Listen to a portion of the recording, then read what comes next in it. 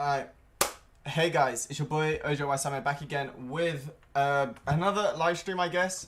I'm sorry about what happened before. My stream cut out, but hopefully now it's going to be all good and whatnot. I'm just going to quickly, as I said, I need to just add a few things, and then once I've done that, then yeah, we're all good to go, and I'll be able to read your chats and whatnot as well.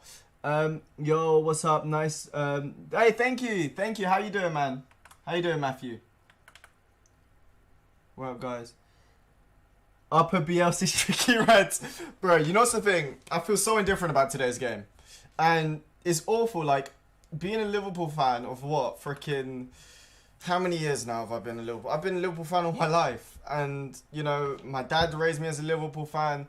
And this is genuinely one of the only times where I've not cared. We've gone on a bad run of games. Yes, we have. But I've never not cared. Do you know what I mean? And that's how I feel. And this is with top four, you know, at stake. And I generally don't care. And that's how I feel right now. And it's awful because it shouldn't be the case. It shouldn't be the case, but it is at the moment. You know what I'm saying? So, but yeah, we'll see. We'll see. As I said, guys, I'm just quickly going to get the chat up on the side of my thing. And then we'll talk about everything.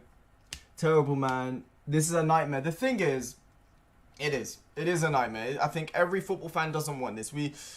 The thing is, you know, I'll get into it in a minute. Because I have a certain opinions that may be a little bit unpopular, but this is the only time I've been able to distance myself from the club. Literally, like, the thing is, Liverpool have done a few questionable things in the past, and some things I don't think that we've done well, and we've handled it well. But there was at least some things that you could somewhat be devil's advocate for. Like, you could say, oh yeah, this makes certain sense and stuff, and the only thing I can say that would make sense is that they want more money. And guess what? That's not a good thing to say. Like, it's not, you know, and it's not for the greater good. The only thing that this could be considered as good is that they could somehow improve the UEFA's format of the Champions League, the new one, because UEFA's new format of the Champions League isn't good. Like, I think everybody can agree with it.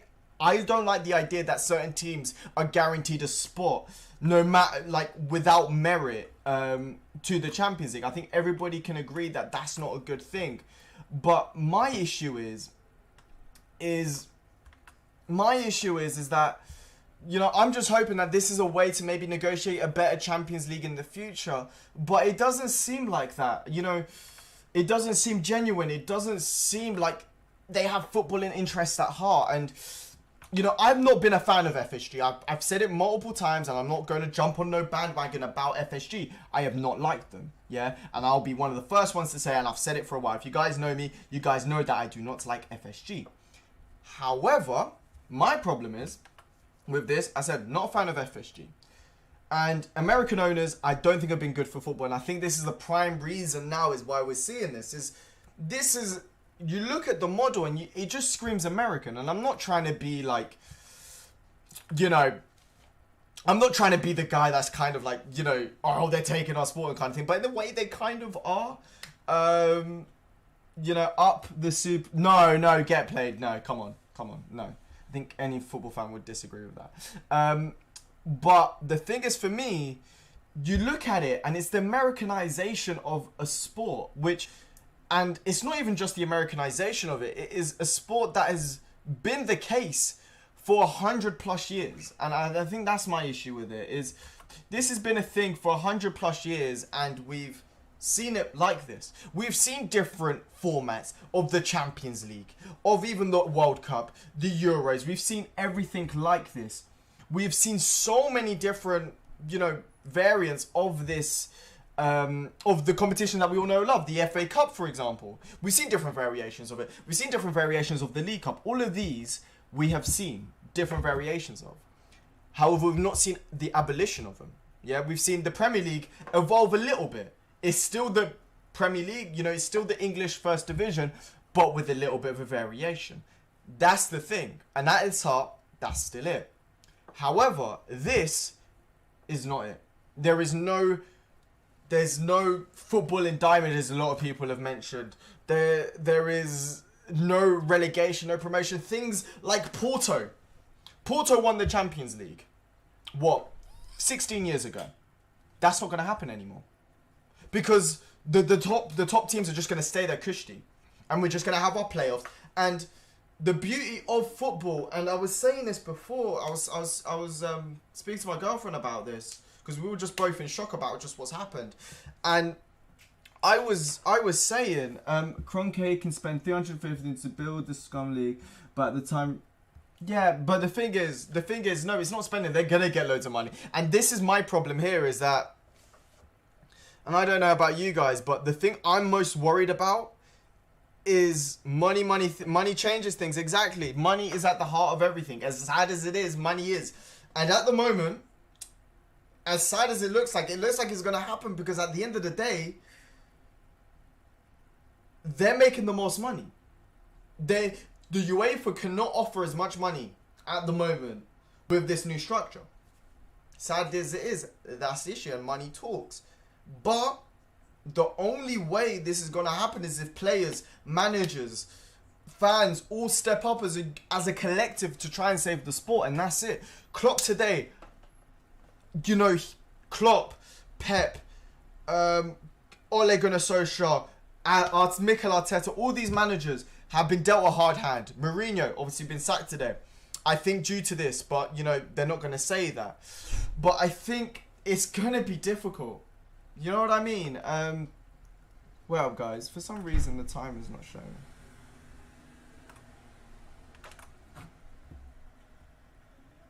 Yes, that's the thing. But the thing is, though, no, it's not even that. You know, it's not even that. The thing is, this type of thing was going to happen. It was.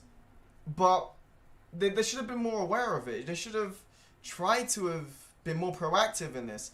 And, you know, the thing is, it's just like capitalism. If you're going to get capital, and I'm not going to try and get political, but again, it's kind of steeped in politics as well, is if you allow a lot of capitalism to happen, elitism is going to happen.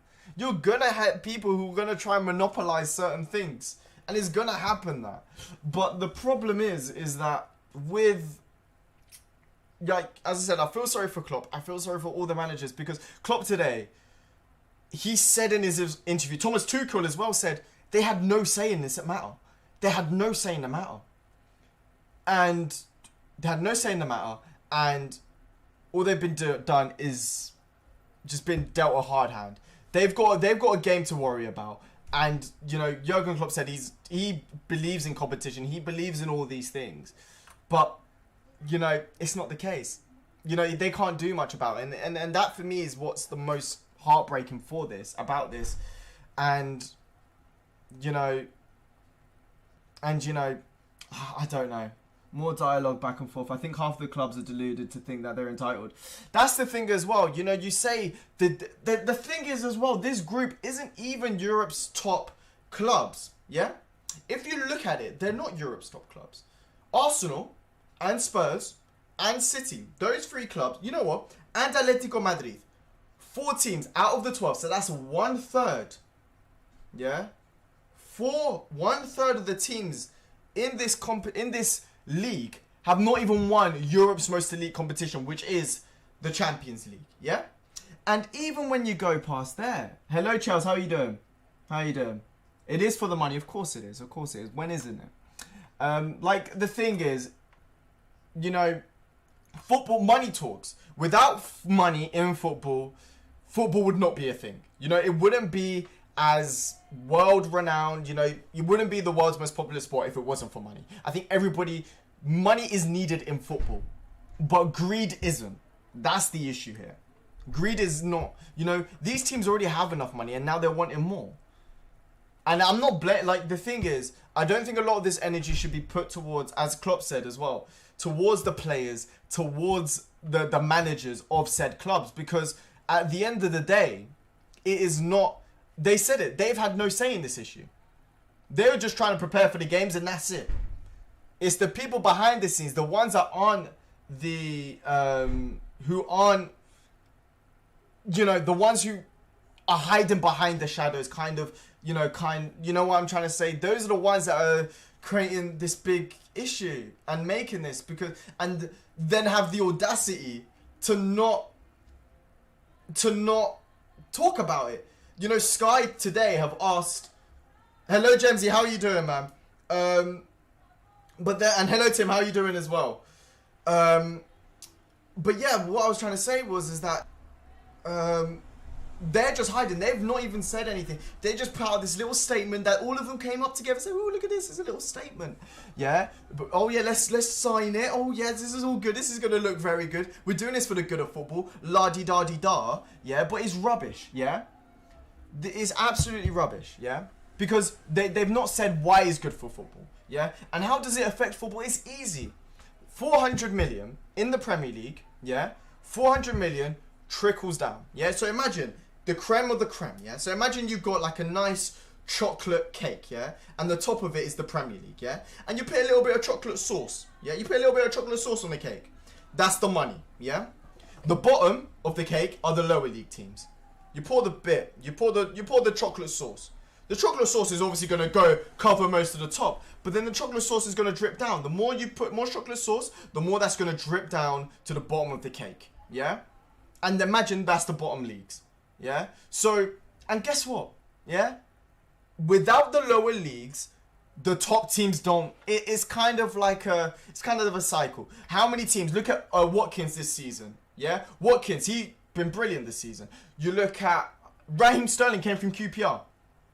Another big player. Without the lower leagues that give these young players chances, you're not going to have the great players of Mbappe, Haaland, and all of these players. It's a system that, you know, and if you just have the elite, it's not going to